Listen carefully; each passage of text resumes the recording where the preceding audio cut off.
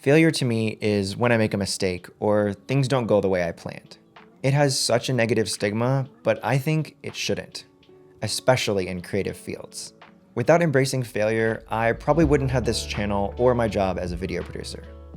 Mistakes are inevitable. Everyone at every level makes them. I've made them all, from hitting record at the wrong time to missing focus. But the key is what you do next. I believe that having the right reaction to failure can really set you apart in your craft.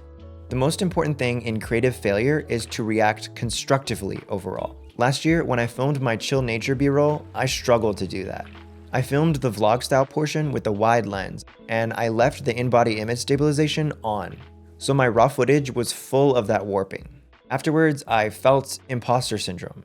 I had known that IBIS could cause that warping when you use a wide lens. Why wasn't I prepared enough to see it coming? How could I be proud of what skills I do have when I wasn't good enough to avoid that basic mistake? These were natural negative emotions, but something I've learned is to not suppress those, but have a stronger foundation of constructive, positive emotions. I'd already made the mistake. I was an ocean away by the time I'd realized it, but I could still work around it and learn to not make that mistake again. In this case, it was as simple as zooming in. I filmed in 4K, so I had that flexibility to punch in. Overall, I think I was lucky that I didn't have to zoom in too far because the warping was pretty extreme around the edges. And this kind of thing that's baked into footage could have really ruined the video. But when you have to hide mistakes in the edit, you often constrain yourself. In this case, I was forced to zoom in, so I couldn't show the forest as wide as I originally wanted to. There's always a cost. And sometimes that cost is greater than others. For a corporate shoot for my job a few months ago, we were filming an interview with our CEO, but we accidentally stopped the recording before she started talking. I had started recording on all the cameras, but there was a miscommunication and my coworker pressed record again on the wide camera. So all we had on that one was a minute of silence. We got around it by showing the wide at the beginning of the edit and then just cutting back and forth between the other two cameras. It really sucked because we had spent so much time setting up lights to make that wide shot look amazing, only to have the simplest communication error come at the worst time possible, and nothing we could do about it except work with the footage we had. And sometimes that happens where it's impossible or impractical to truly fix an error, so you just have to do better next time and move on. But when you make mistakes and have to hide and redo them, you start to see them coming, and that's when you learn.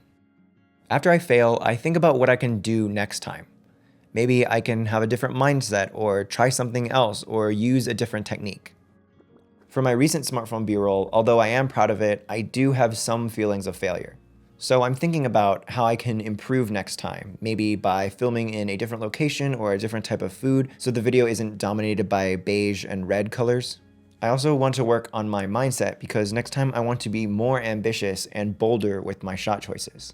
I also didn't grease the pan enough, so I had to clean it with a ton of baking soda. Anyways, I cannot give enough credit to this kind of action of reflecting on my failure. Everything I do creatively is a buildup of all my past mistakes.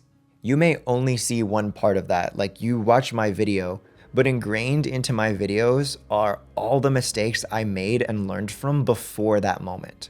I was able to film my LEGO Star Wars video with such dramatic lighting and camera movement because I had been practicing and failing at setting up different kinds of lighting and just trying things.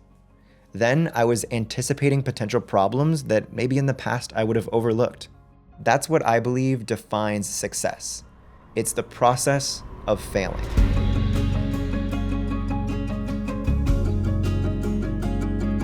This is deeply personal to me because without failure, I'd be nowhere. It started in middle school when I watched a lot of Mythbusters and they used the phrase, failure is always an option. And that stuck with me, the idea that you can't truly fail because you learn. I create to fail. That smoothie shot pouring on the camera, never tried that before, thought it would fail. Like half the shots in my pasta video, never tried them before, thought they would fail. The hyperlapse in my Melbourne video, never tried it before, thought I would fail. I take these big swings knowing that I'm going to miss sometimes, and I'll always learn something. And that's the beauty of it. No matter how we fail, it's always going to be part of a larger process of growth. We just have to keep taking that first step into the unknown.